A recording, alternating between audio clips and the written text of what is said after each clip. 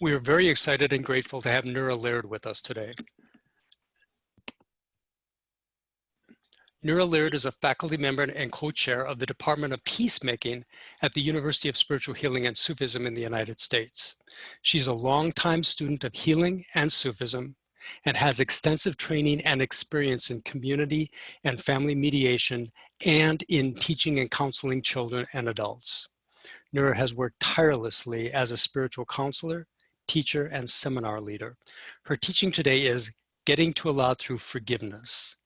Nura, welcome and thank you for being with us today. Thanks so much, Abdullah. Thank you for having me. It's always so good to be with you and on any platform. Is that the way to say it, platform? You can certainly say it that way. Okay. Alhamdulillah. Well, welcome everybody. It's so nice to see you and have you here together. The title of this, as Abdullah said, is Getting to Allah Through Forgiveness. The subtitle, which I don't always publish because I'm afraid somebody's going to whack me for it, the subtitle is When Tawbah Isn't Enough. That's my little rebel coming out, but no, really. So I just want to say before I launch into the teaching itself that this is a work in progress, this teaching, and it's something that keeps unfolding and developing. For me, it's a result of personal work I've been doing in trying to work through to full forgiveness in a particular relationship. And so what I'm sharing here are the things that I've found helpful to me. And this is something that's been a work in progress for literally several years. So we'll go on. The first thing I want to do is read a quote from Rumi, care of Rahma Caraway. Your task is not to seek for love, but merely to seek and find all the barriers within yourself that you have built against it. And then a quote from the Quran, Bismillahirrahmanirrahim. And I forgot to do the invocation. So before I read the Quran, that reminded me to do the invocation of unity. La ilaha illallah,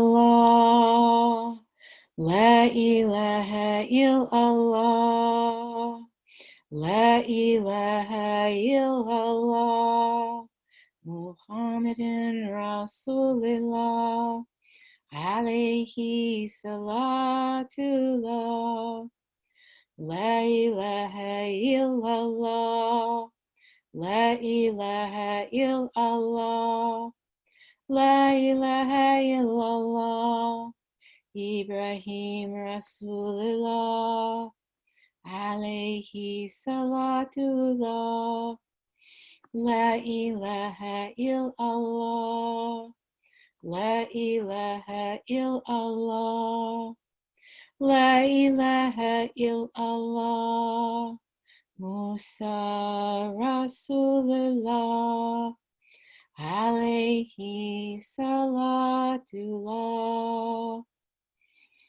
La ilaha illallah. La ilaha illallah. La ilaha illallah. Isa Rasulullah. Alayhi salatullah. And then our prayer for peace. Allahumma anta salam, wa minka salam, wa ilayka yaudu salam. Tabarakta Rabbana wa ta'alaita, ya dhal jalali wal ikram.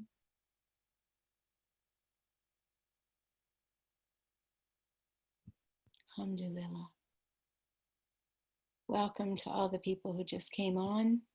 And I'm going to read the Rumi quote that I read before again, just because I love to hear it. Your task is not to seek for love, but merely to seek and find all the barriers within yourself that you have built against it. And then from the Quran, Bismillahirrahmanirrahim. O you who securely believe, Retribution is prescribed for you in the case of killing, but if anything is pardoned a man by his brother, then let the pardon be adhered to with friendliness and the payment be made with beneficence. This is a lightening of the burden and mercy from your Lord. So this one I'm sharing because when we forgive, when we pardon somebody, CD says that the Quran says it's a lightening of the burden and mercy from Allah for us. And this is something that I've found to be true, and I'll be talking about it later. When we get all the way through the process of forgiveness and are really able to return to our Lord in unity, our heart feels lighter.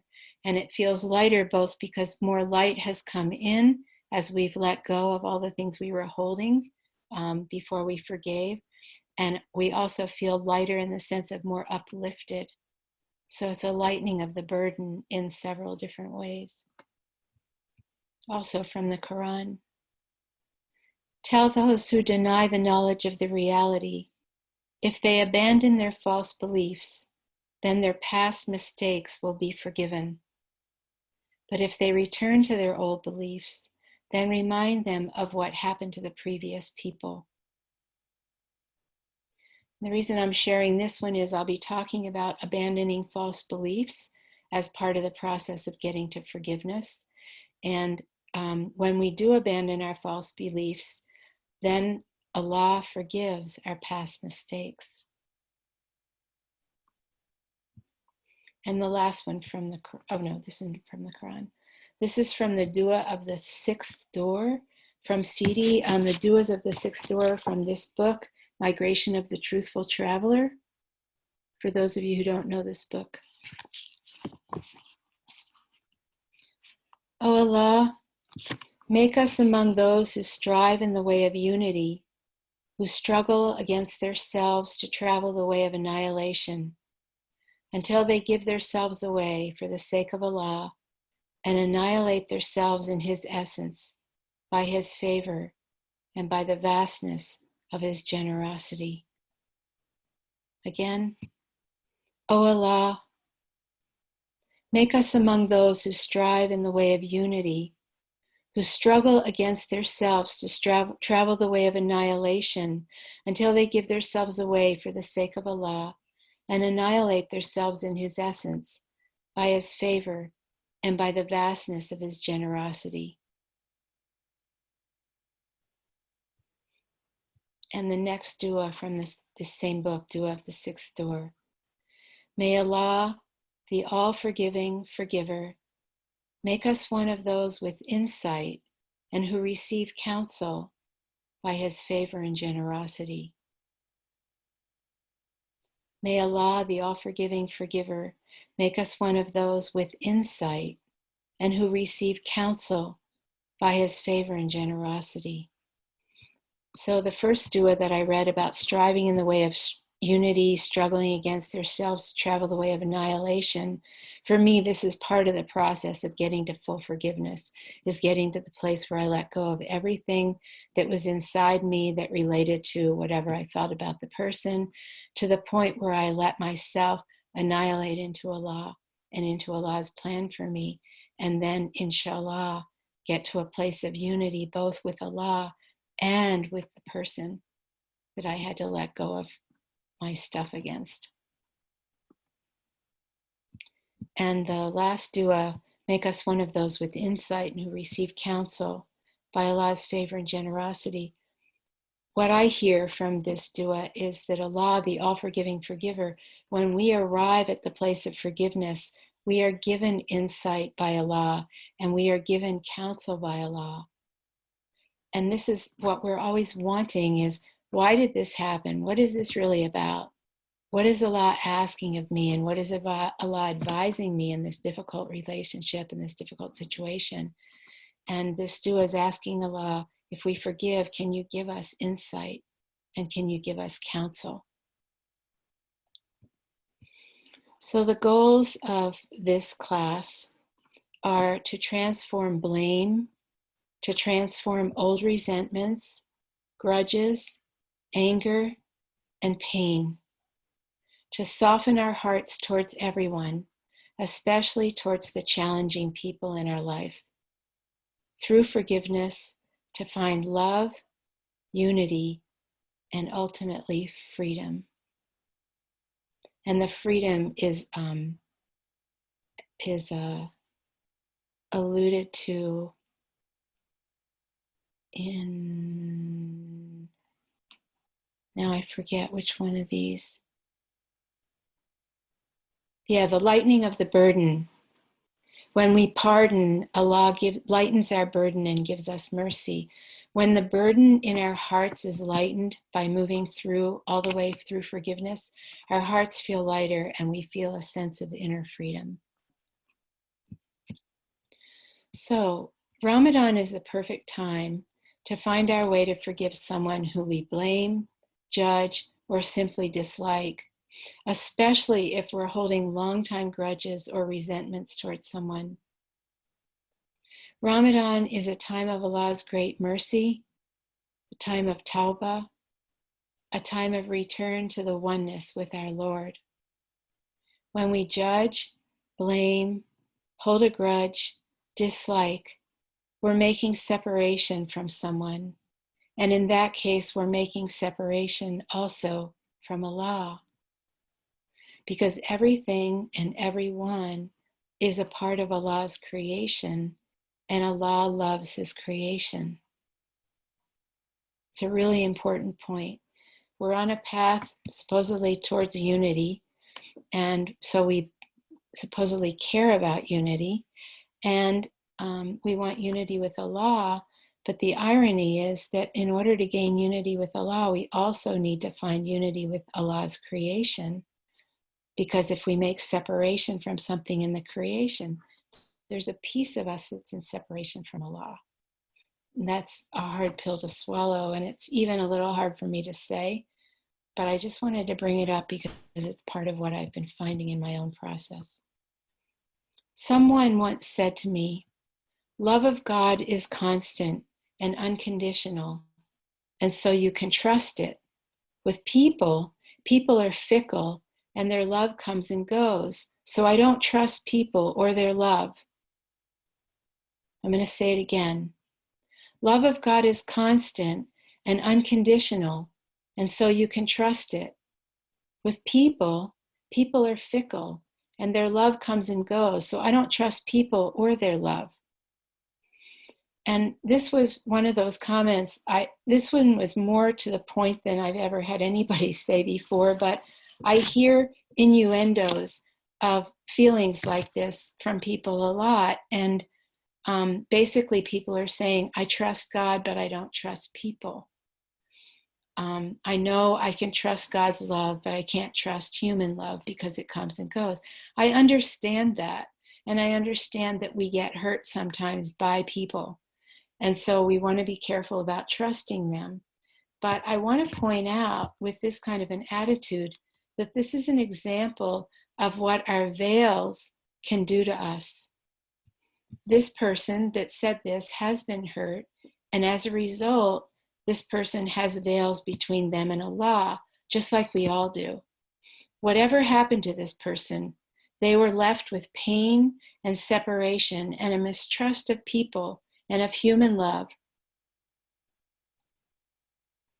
And this person thinks that Allah's love is unconditional, but truly this person doesn't know Allah or Allah's love, because you can't truly know and love Allah if you have judgment of someone or something in Allah's creation. So that's very similar to what I said before about if we're making separation from anything in creation, then ultimately we're making separation from Allah. So I think it's a bit of an illusion to think, I'm okay with Allah, but I'm not okay with creation. What was it that Charlie Brown said? Something is fine, it's people that I don't like. I forget, something like that. So these are things that I've had to really face inside myself in order to walk. I love mankind. I love mankind, but it's people I can't stand. Thank you, Layla. That's it. Sorry for interrupting. No, that's what I wanted. I love mankind. It's people I can't stand. Yeah. Yeah. So, again, these are things I've had to walk through. I'm not telling you what you have to do. I'm just sharing the things I've discovered as I've tried to get all the way through forgiveness. And when I say that when Taba doesn't work, when Taba isn't enough, what I mean was, in this case, in the case of a very difficult relationship, when I was trying to get through it and get to a place of love and unity with this person, doing astaghfirullah alazim over and over and over, off and on for a long time, didn't move me all the way. It just didn't move the needle all the way. And so I had to really unpack a lot of things inside myself and learn more about myself and come to know more about myself in order to get to the point of being almost finished with the final step that I'm going to share with you in this process. And like I said at the beginning, it's a work in progress, and I'm not all the way through, but I feel like I've gotten really far considering where I started out. Okay, so here's a quote from a book that I really treasure. The book is called Beyond Fear, and the book is by Aisha and Coco Monclate. And the quote is, "Forgiveness is letting go of all hope of a better past." Come on, let's go read. Somebody needs to mute. Forgiveness is letting go of all hope of a better past. You might need some time to think about that one because it took me a while. It's kind of a mind bender. Forgiveness is letting go of all hope of a better past. So what I get from this is that when we're still holding grudges about our childhood or our parents or somebody in our life, underneath that, there's like this secret hope that might be even unconscious, but it's a secret hope that things would have happened differently, that that person would have been different.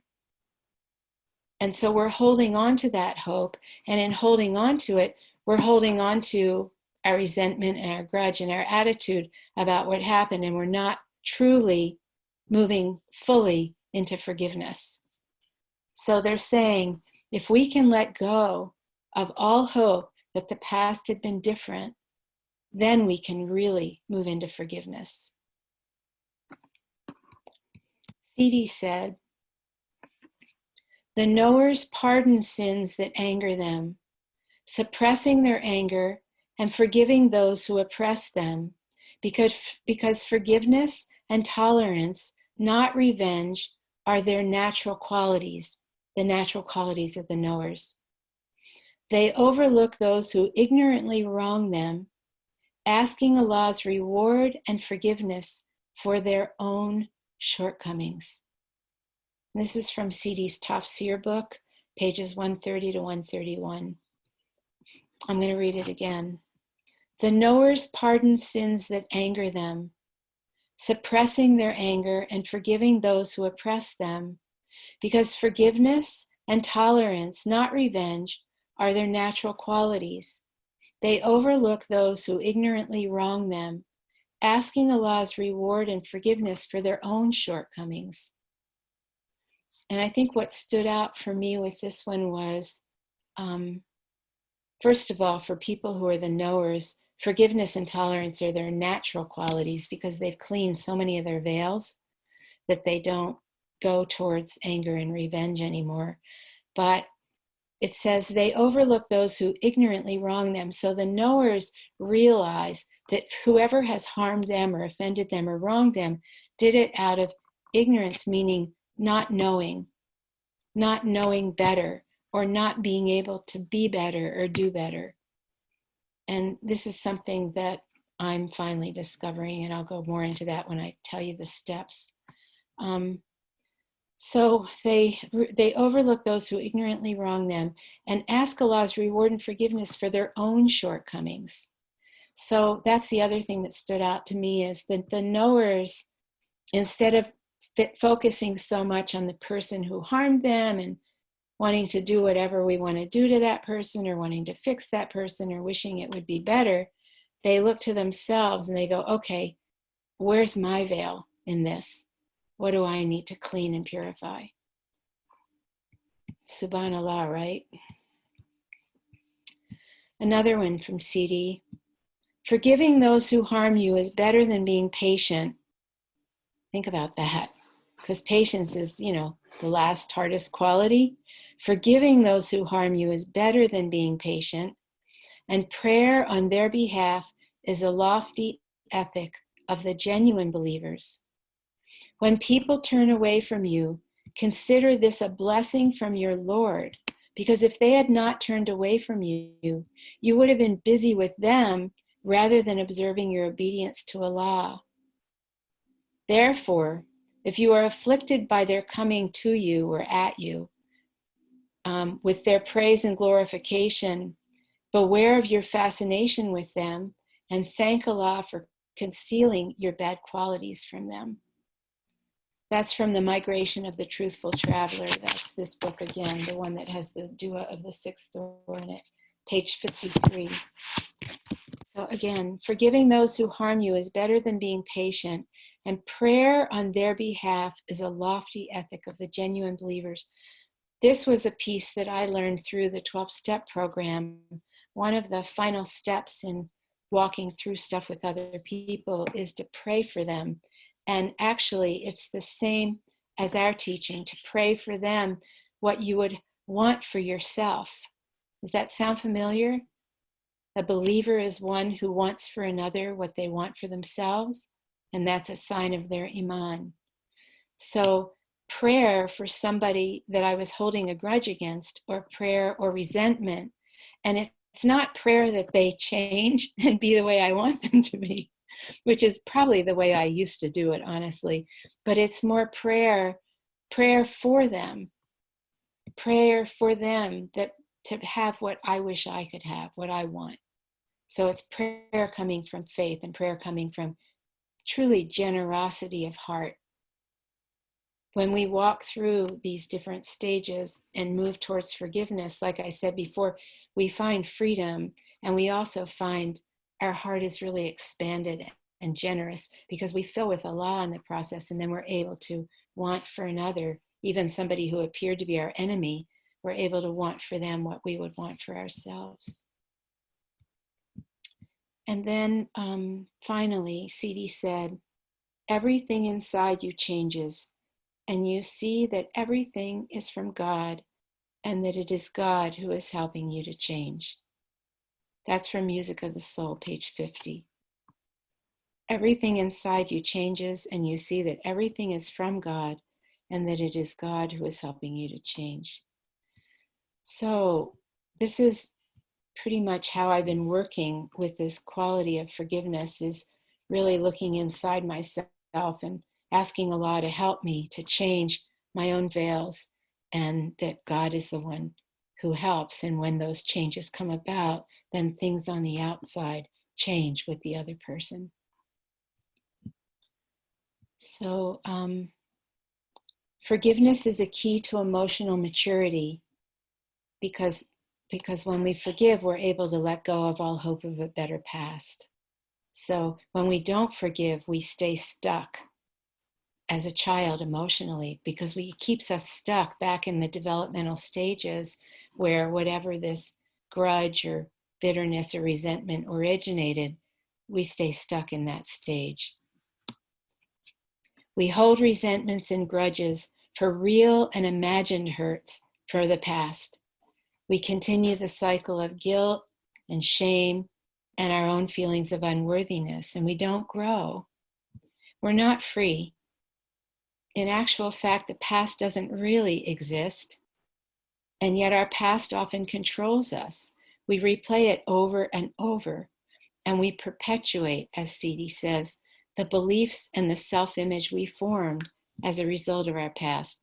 Those of us who are involved in Sufi healing know that this is why we end up needing healings.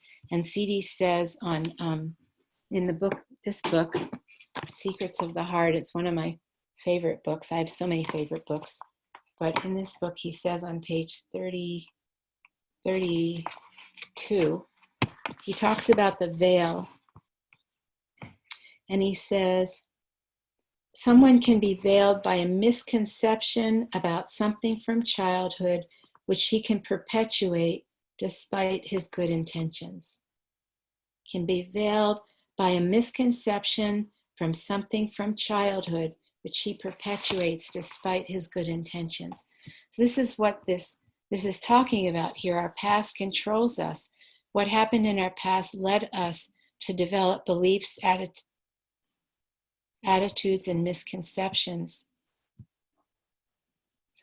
What happened to my screen? There's a little dog in my screen, a little white fluffy.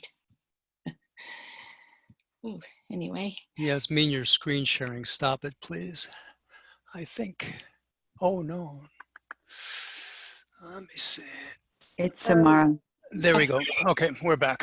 Are you able to see this book? Can you see it? Secrets of the Heart? Yep. My heart was white and fluffy. Yes, I understand. That's beautiful. What a great metaphor and connection. I'm so sorry. I'm so sorry. No worries. Yeah, it's fine. So this is what CD's talking about here is we stay stuck in the past, we stay stuck in the misconceptions and the beliefs that we formed as a result of the past. And then that's what controls us. And he said we perpetuate that stuff. So what that means is it keeps, quote, happening over and over and over again. And we're like, gosh, why is this still happening? You know, why is my daughter ending up treating me the same way my sister and my mother did? And now my other daughter's going to treat me that way too. Why is this happening to me? Well, it's probably because something's being perpetuated. Some belief from the past that developed probably with the mom, then got transferred over to the sister, and then is getting transferred over to the daughter, and then another daughter. And it's just like our beliefs just keep taking it. We go on and on and on. And it's intolerable and it hurts. And this is why we're in pain. And the thing is, we don't realize that we can stop this cycle. Our stories from our past and our present, they form our identity, who we think we are. And then we attach to that identity, and it all gets reinforced into keeping us stuck and not moving forward. So my identity consists of the things that happened to me in my past, the things that I believe from that, and then the things that are still happening from those beliefs that all still end up being part of this group of ideas which form my identity. And then I attach to that and say, this is who I am. And this is who I am because this is what keeps happening to me. See, it really is who I am. Well, if you saw yourself through Allah's eyes, you'd know, surely, that this is not who you are really. It's not who we are through Allah's eyes. So our identity is part of the problem. It's part of why we're not letting go and part of why we're not able to move on and forgive and let go of the things that happened in the past. But if we can empty ourselves of our story, empty ourselves of our identity, then Allah will bring us regret for what we've created and mercy for ourselves so that we can further let go into forgiveness.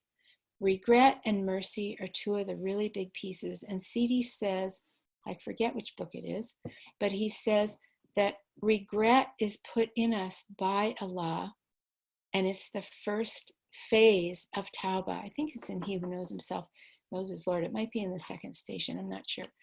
But this is something I didn't know until I read that in his book, that regret comes from Allah, because we feel regret sometimes or remorse, and we feel it as coming from ourselves. And then we think we should do something about it. If we got that the regret was actually put in us, given to us as a gift by Allah, as Allah's way of getting us started on the path of Tawbah, and if we held ourselves in mercy on that path, it would be so much easier to move through things and to let go. So identity, I was talking about identity. Identity is a big part of our nafs. And CD says, to purify the nafs is to know its essence and its branches. And by clearing it, to know that it can be destroyed by not listening to what it says. Carrying out of the order for the destruction of the nafs brings about nothing but good. As has been said, he who knows himself knows his Lord. I'm going to read that again. To purify the nafs is to know its essence and its branches, and by clearing it to know that it can be destroyed by not listening to what it says.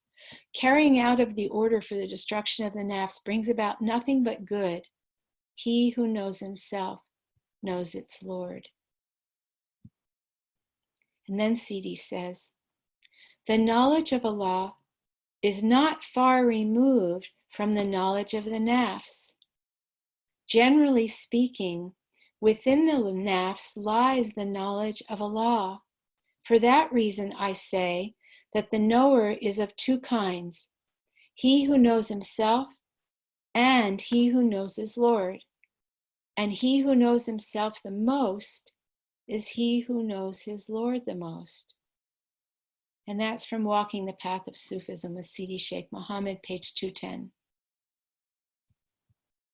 And finally, Sidi says, when the nafs is completely purified, it is ready to walk, and its actions will bring it near to Allah. When the nafs is completely purified, it's ready to walk, and its actions will bring it near to Allah. Same book, page 214, Walking the Path of Sufism with Sidi Sheikh Mohammed, page 214.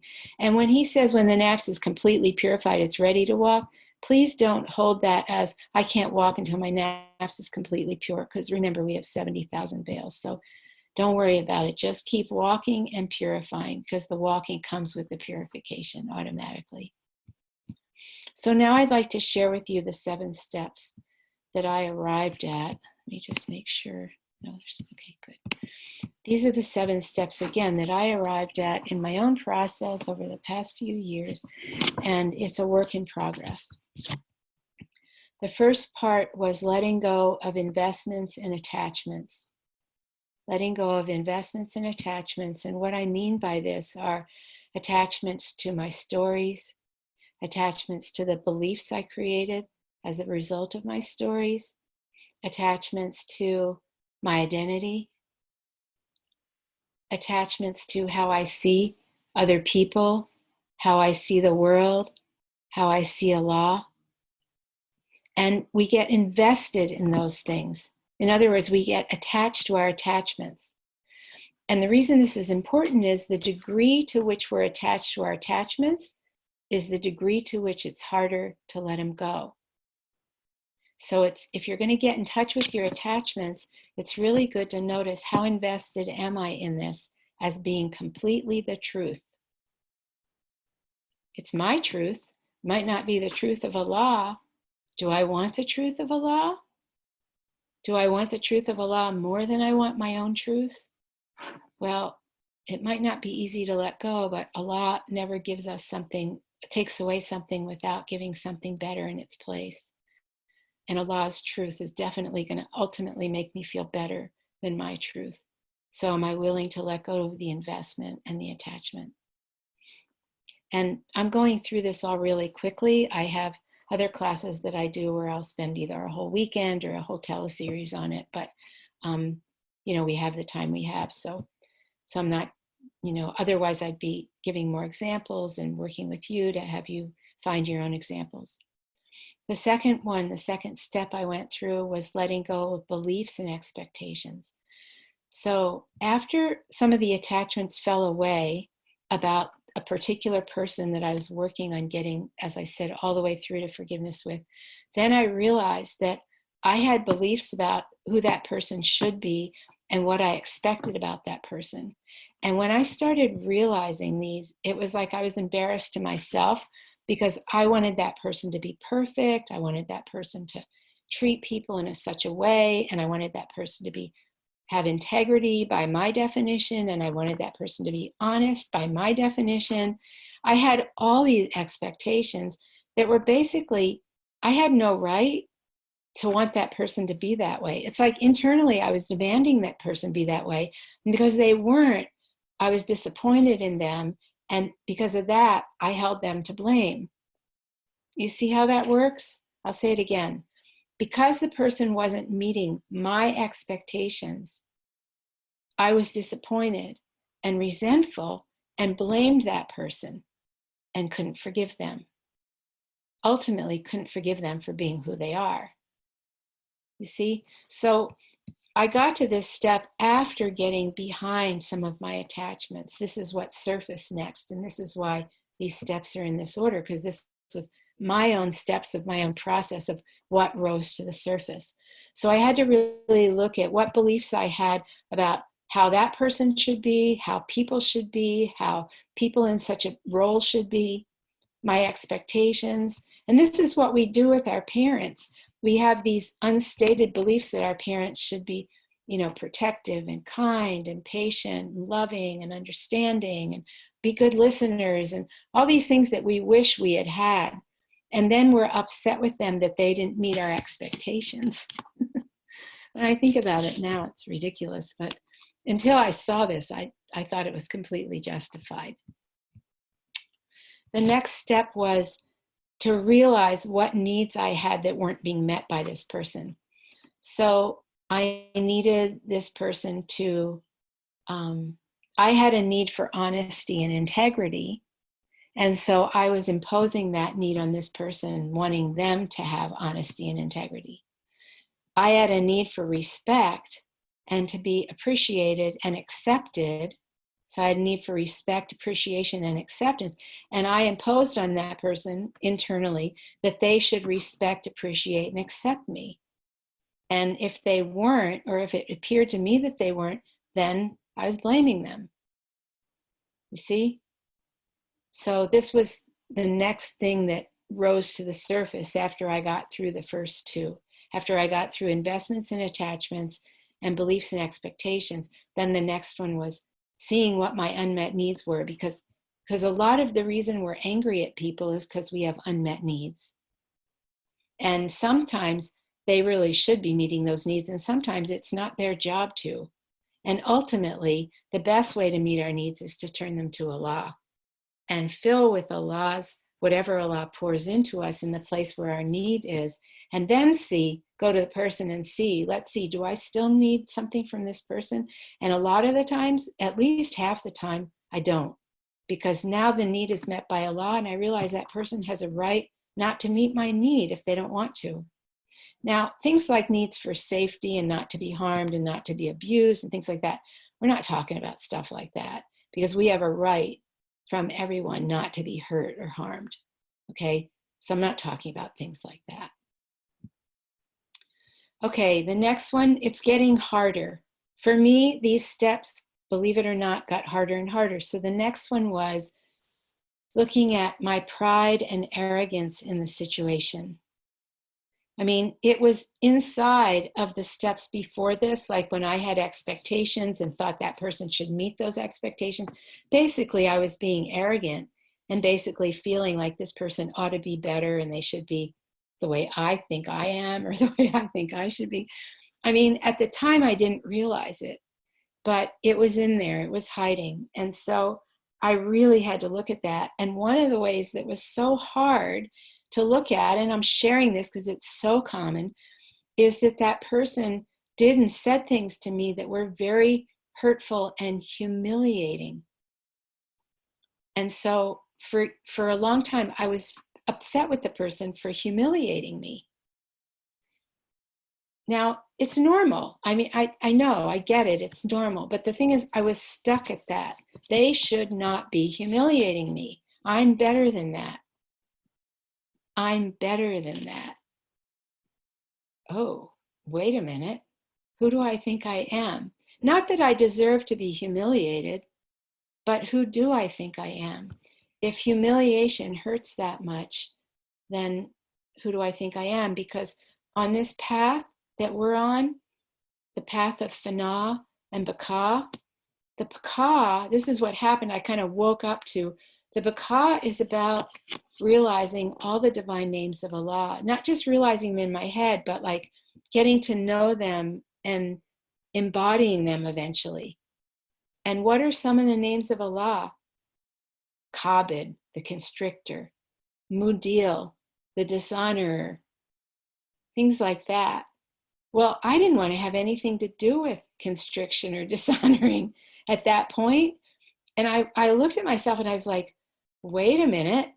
If this humiliation is designed to dishonor me from Allah, then I need to befriend Allah's quality of Mudil and Kabid and not Rafi, the abaser. What's the abaser? I'm blocking on it now. Mudil. What is it? Mudil. That's the dishonor. Isn't there another one that's the abaser? Anyway, things like that. These are qualities of Allah, and I didn't want to touch them with a 10-foot pole. But through this experience, I realized that I needed to get to know those qualities of Allah and not take it the way I was taking it if something was humiliating me. Because otherwise, how am I ever going to arrive at the Baka, at the place of, embodying all the qualities? So that's, all of that kind of came together for me over the course of some months, and it was very painful, but it showed me my arrogance. And again, I'm telling you, these steps got harder and harder for me. So that was a hard one. Because at first I was horrified at myself and I didn't have mercy. And then little by little, I realized, wait a minute, this is the quality of Allah. This happens. How else are we going to learn Mudil if we aren't dishonored? I mean, if we're just honored and respected, which is what I wanted, then how am I going to know Allah's quality of dishonor? So that's enough on that one. The next one, owning our mirrors. This is, many of you have heard me teach about this one before, and this is where this one came in. Once I finally was able to drop pride and arrogance towards this other person, then I had to go inside and go, okay, so what about that person is similar to something about me? And so whenever I do this with a mirror, I look for the thing about the person that is the hardest for me to stomach or to swallow. And so in this case, what was really hard was my sense of dishonesty and lack of integrity at the time. And I was standing on my arrogance in that then. And now everything's shifted because of going through this process. But so I had to really look, because I thought I was a person of honesty and integrity. And then I had to look inside and go, okay, Allah, can you show me where I lack honesty and integrity? And of course there are places, of course. And it's not on purpose, and it's not because we're malicious or bad people. It's just because we don't fully know ourselves. And so we're not completely unpacked and unfolded, and we do things unconsciously. And so I found the mirrors. So of course, when I found those, looking towards the other person, I started having a lot more mercy for them, because it's like, wow, I'm human, they're human. So it really started to shift things. And then the next to the last step was surrendering to Allah. And what that meant for me was that Allah created this situation, this relationship in my life for me, so that I could learn all these things that I was learning. And do I accept Allah, do I accept that that was part of Allah's plan for me? And this was, of course, was a really big one. And I'm feeling you all, and knowing that you're thinking of some things that are really hard for you in your lives or in your past. And it's really hard to surrender to Allah and say, okay, this was Allah's plan for me. Because, Allah does love us, and Allah wants to protect us. And Sidi says Allah loves us more than we love ourselves.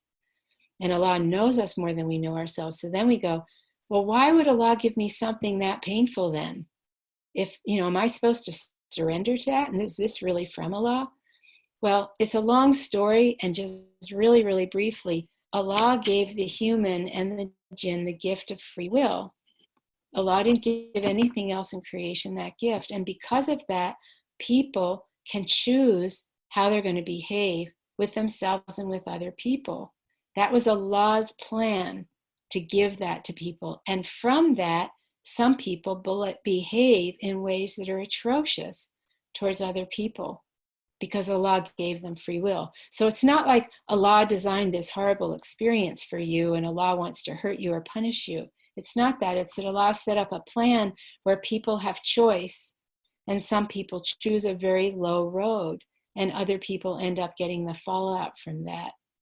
So do I surrender to the fact that Allah gave people free will and that some people use their free will for the good and some people don't? And I'm one of those people with free will. Have I always used my free will for the good? No. You know? Have I hurt people? Yes, with my free will. Astaghfirullah, I feel terrible about it, but yes, I have. Hopefully no more, but who knows, you know? And so do I surrender to how Allah created these things and what the results of them are? Do I surrender to the fact that Allah definitely placed this particular relationship in my radar screen and in my path so I could grow? You know, and that's what I had to do. I had to really get to the point of accepting that that was from Allah ultimately. And so that was a very hard step. And then the final step, which I've learned from our teachings and also from 12-step, well, really all of this is related to 12-step. I've been going back through the big book lately and finding all these pieces in there. Oh, it makes me cry. It's hard to say. Finding gratitude. If I'm really surrendered to Allah for this plan that has, quote, happened to me or that I've been part of, this relationship that's so difficult, can I be grateful to Allah for that, even though it's hard? And finally, can I be grateful to that person? And if I'm really grateful to that person, and this is the part I'm still, like I said, it's a work in progress and I'm not quite done with the last step. Can I look in the mirror every night and thank that person for all that's happened and all that I've learned because of that person being in my life?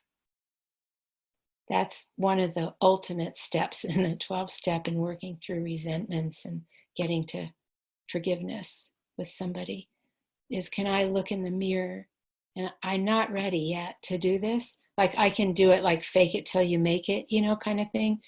But this is the one I'm still working on, is not just thinking gratitude as a nice idea and feeling good about it, but taking it even a step further, looking in the mirror and going, Allah, I'm really sincerely grateful to you for these experiences.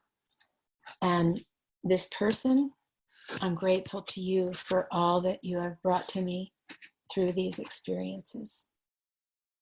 So that's the seventh step. So again, the steps were letting go of investments and attachments, letting go of beliefs and expectations, healing unmet needs, dropping pride and arrogance, owning our mirrors, surrendering to Allah, and finding gratitude. It's really odd. Every time I want to say that, when something really delicate and fragile opens up in my heart, and I know that it's really important that I keep walking until I can get all the way through that step. And by the way, in the last two SSC newsletters, I have, there were articles about this process, and I think I've gotten through, in the first two articles, I've gotten through, I think, pride and arrogance. And in the last article that in the SSC newsletter that'll be coming out, I think the deadline's towards the end of this month, part 3 of this whole process will be in there. So if you want to go back and read more about it and capture the steps and everything, it's much more fleshed out in those articles, in those two newsletters. And then in the next one will be the rest, inshallah. So a couple more things and then time for questions.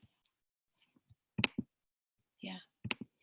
From the Dua of the 6th Door, again from the Migration of the Truthful Traveler book. May Allah make us among those who master the station of contentment and among those who accept with pleasure everything that the real grants to us in the preserved tablet, everything that Allah grants to us. May Allah make us among those who master the station of contentment and among those who accept with pleasure everything that Allah grants to us in the preserved tablet. So this is, that six step surrendering to Allah, having contentment about everything that Allah has written for us. And then last one there's two more from the Dua of the Sixth Door. May Allah place us among those who surrender to His order, who are consciously aware of Him, and who act in accordance with His order. May He grant us the finding of the sweetness of the meanings by His favor, kindness, and gentleness. Again, may Allah place us among those who surrender to His order and who are consciously aware of Him and who act in accordance with His order. May He grant us the finding of the sweetness of the meanings by His favor, kindness, and gentleness. And my interpretation of this about the sweetness of the meanings is about the insight and the wise counsel that Allah gives us, because Allah is the forgiver. If Allah gives us the wise counsel and the insights, then Allah is giving us the meanings of what's happened to us in our lives and who we are and what we've done and what people have done to us. And once we get the deeper meanings, there's a sweetness in that. It's like, oh, I get it. I get this. This makes sense to me now. You know what I mean? And when something makes sense to us, then we're able to drop a lot of our angst about it. And the last dua. O our Lord, make us among the grateful and the thankful by your kindness and gentleness. Ameen.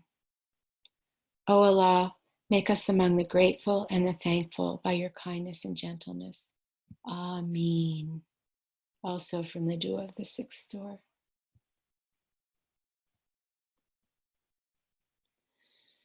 So I know that's a mouthful,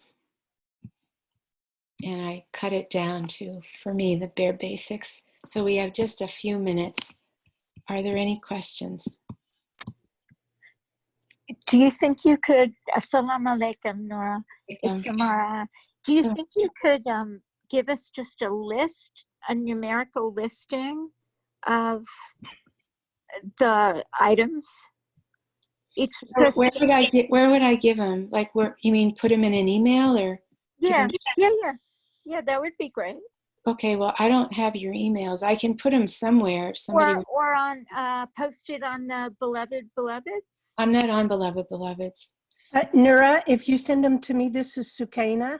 Hi, Hi, assalamu alaikum. I know your voice, honey. How would I not know it? I will send them to you. Sukaina and I were wedded at the hip for how many years? 7, I think. But we never. It doesn't mean that we've had a divorce. It just means that Allah has letting us serve in other places. But anyway, if you send them to me, I will post them on the Minnesota's listing on the Team Up calendar. Oh, okay. And so people are accessing that right now. Is that okay with you, Abdullah? Yeah, that's fine. I've written them down, and I'll also insert them into the description of this class for the YouTube that goes up. Oh, great. Thank you. Sukaina, they're on their way to you now. Okay, thank you. Are there any other questions? We have just a couple more minutes, and I want to honor Abdullah's time frame. We're okay to go. This is an important topic, Nura, that's been particularly resonant these days for the community, and so I'm fine with going a little over time. I have a question. Assalamu alaikum. Alaikum salam. Who's this? It's Halima. How are you? Halima, hi dear. I'm good. Assalamu alaikum. How are you? Alhamdulillah. What I was going to say is what I really appreciate is about the free will piece, about not just our free will, but that people can choose to behave how they behave. And I've gone through a very strong walking with a particular situation, and I'm not over it yet either, although I found pieces of gratitude in it because it's given me opportunity for deeper healing with my family issues that I wasn't aware of, so alhamdulillah. but I'm not at the point where I can thank them for the role because I'm still paying for the consequences of the situation. Yeah. But I have to say that that piece about their free will and what they choose as well, without blame or shame, because that's just where they're at, that's a really helpful step in that direction. So I really appreciate you bringing that out that way. I've never really heard it that way before. Thank you. Wonderful. Thanks, beloved. Welcome. Alhamdulillah. Anybody else? Assalamu alaikum, Nura. Walaikum salam. Who's this? This is Susan Fatima. Fatima. Yes. Yes, dear. So, well, thank you for the teaching. It was very beautiful. I have two parts of questions. So the first question is surrendering to Allah the same as surrendering to circumstances? Like, are they the same? And then, Well, it doesn't mean that we allow something harmful to keep happening. It doesn't mean that we're a doormat, if that's what you're asking. So there's different meanings of the word surrender. Surrender, if it's between us and Allah, we want to get to the point where we accept what Allah is making for us. If it's between us and a person, if harmful things are happening and we've done our best to work it through and find our own pieces, you know, and really work it through as far as we can go, because sometimes you can't, sometimes the outer isn't going to change or isn't going to change very much, no matter how much we work on ourselves. So we don't have to surrender in the sense of keep ourselves in the line of fire and let us be harmed. Is that what you're asking about, Fatima? yes, that was actually my next, next question. No. Surrendering to Allah might include that we took a promise to Allah to take care of ourselves, to take care of our bodies, to love ourselves, to walk. So we have to keep that promise to take care of ourselves at the same time. Yeah. Okay. And we might remove ourselves from the situation while we're walking through these things until we've walked through them. And for me, it's taken over 2 years, believe it or not. That doesn't mean it'll take that long for you, but that's just how long it's taken for me. And so we might not want to return to the situation and test it out until after we've had enough time to walk through. So it's important to take care of yourself. Okay, thank you. You're welcome, Sol. Yeah. Shash, you had your hand up first. I'll go ahead and unmute you if you want to speak. Go ahead. Yes. Did you unmute me? I did. Okay, great. We hear you. So this is Shash Rahima, and I would like to say that a couple of things that you said were really helpful to me. When you talked about the parents, and if they had been a little bit different and things could have been different, that it was for so long. I was there for so long. I mean, I've worked my way out of it now. Shash, we're in a big club, those of us who did that for so long.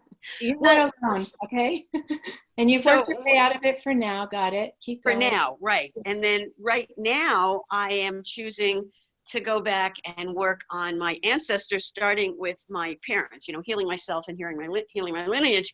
Yeah. And something that you said, and I don't remember exactly what it was, triggered me to think about the fact that I had the youth that I did, which to me was horrific, perhaps allowed me to not have to go through horrific challenges. It's not that I haven't had challenges, but that the challenges that I have had,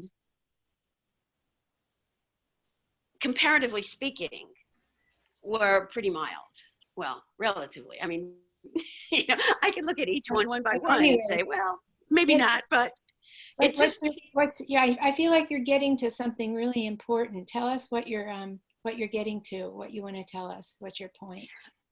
Well, like I said, something that you said, and again, I don't remember exactly what it was, triggered something in me to be grateful for the youth and childhood that I had, which was pretty traumatic, which I didn't even realize how traumatic it was until I went through therapy many, many years later. And I'm seeing right this minute that having it that traumatic may have helped me not have to go through more traumatic situations in my life, that my life was relatively Yeah. Thank you for that. That reminds me of the story of Musa and Khidr. That's one of the points of the story of Musa and Khidr, if you know that story. Many of you don't. Okay, well, I'm not going to tell it now because there's other people with their hands raised, but somebody Oh. can help you with that story and why that's related to what you're saying. Thank you very much for your comment. Appreciate it. Roots and Peter, did you say? What was the name of Musa the story? and Khidr. It's in Musa.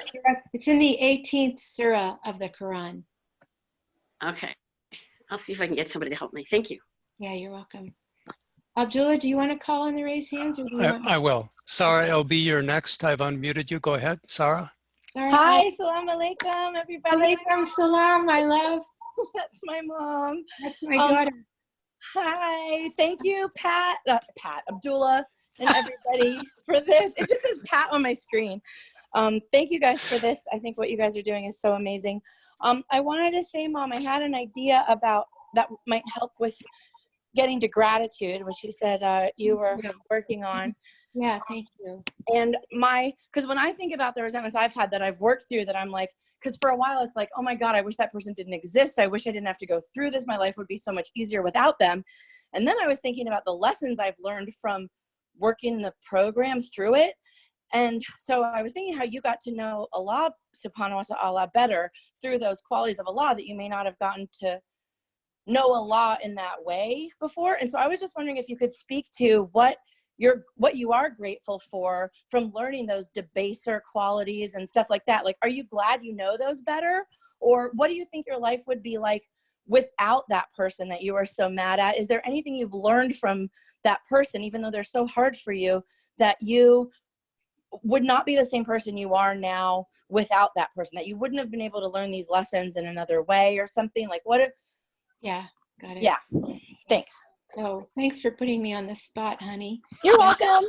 I do need to say that she's been one of my best healers as I've been walking through these things. Yeah, what am I grateful for? What have I learned? Or what would my life be like without that person? When you said that one, it cracked me up because Yeah. How many times have I thought how much better my life would be without that person? No, it's true. I think I really am at a point where I don't wish my life had been without that person. Somebody needs to mute. Somebody needs to mute. I muted Sarah. Go ahead. So I think some of the hardest lessons have been related to the arrogance and the mirrors. And, you know, Sarah knows this, but for years I had issues with Wadud, my husband, that he was so arrogant. And I had no idea that I had arrogance. And finally, when I learned the teaching on mirrors, I was like, okay, Nura, if you are so triggered by this, you need to turn the finger back and point to you. So I really started looking. And again, I'm slow, so it took me a while to find it. But and then I didn't see Wadud as arrogant anymore. It's really interesting how this mirror thing works. But that with this other person, it was really hard to find that piece. And so, and also to really get to the point where I'm moving towards, somebody gave me khafid, the debaser is khafid, the other quality. I feel like that was a huge revelation. And it was within the last year that I realized I didn't know the qualities of khafid and mudil. And, you know, if I'm going to be on this path, I have to learn and embody all the qualities, including the ones I don't like. And so that was really a big step. And I'm really grateful. And it's not like I would welcome feeling humiliated in that way again. But if I haven't fully learned that quality, then I can be sure Allah is going to bring me more. So more experiences that are going to teach me humiliation. So I am really grateful that this has all kind of, quote, been pointed out to me. I mean, thank God it wasn't anybody else who pointed it out to me, because I probably would have decked them. But thank goodness I found it on my own. Because if somebody had said to me, well, you just don't know the qualities of khafid and mudil, beloved, you need to learn. I was like, oh, I hate you. But I am grateful that I found those. And I think that I've learned things about myself that I didn't know. And I think that I'm grateful because it's hard to point to in this moment that I've walked closer to Allah with all this.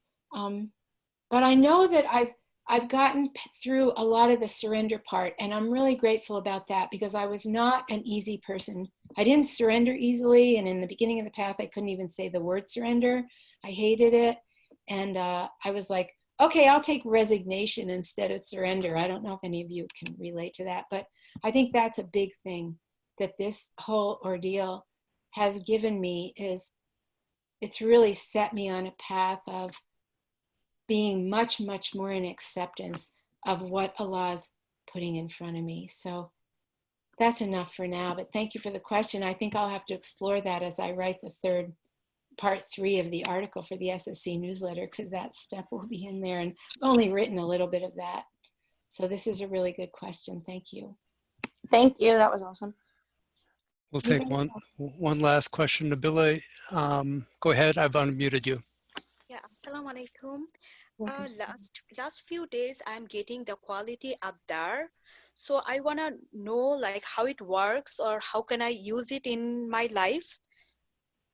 The quality Abdar. Yeah, I get it. And I get why you're asking. That's another one that when I go through the qualities, I go, do I know this? And, you know, Sidi's dua, I don't know if you know the duas that Sidi wrote for the qualities, but I'll show you the sheet. Wadud and I recite these on Thursdays and Sunday nights, except now during Ramadan with Tarawih, sometimes we're missing it, but it's this sheet, and this is the translations on this side. And I want to read you the dua for Dar. Sure. Here, isn't it down here somewhere? Oh gosh, it's up further.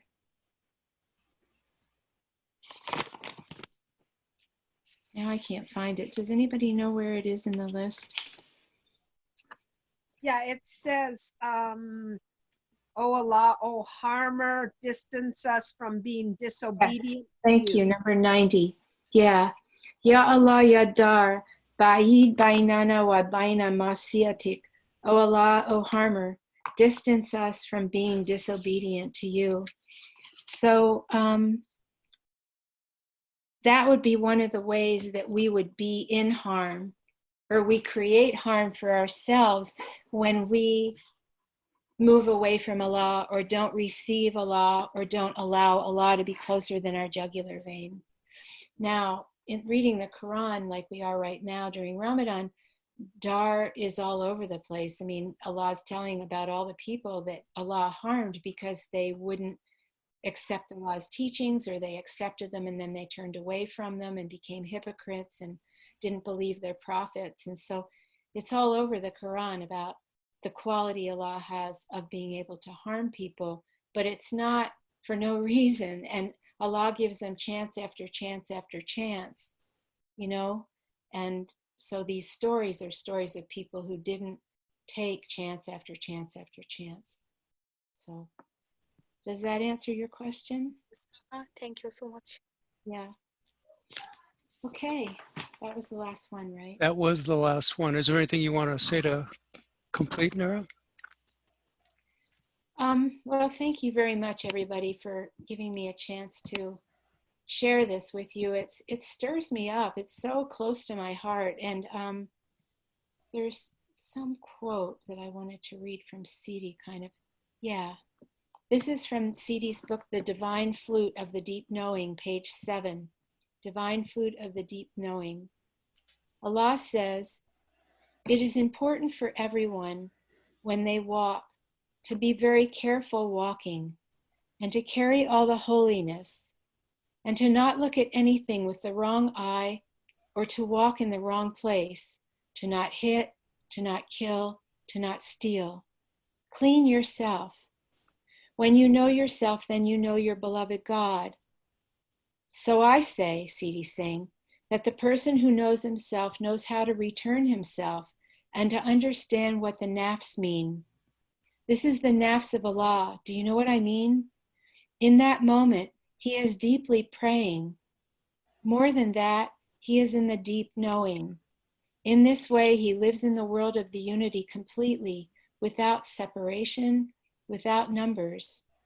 In that moment, he begins to not see anything, only God. Sometimes he still returns back to the presence and sees something not right from another. But this is not from the other person. If he returns again to himself, maybe he sees something inside himself that is not right. If so, it is important to fix it. If he fixes it, he begins to walk again. In that moment, God gives him help because he loves God.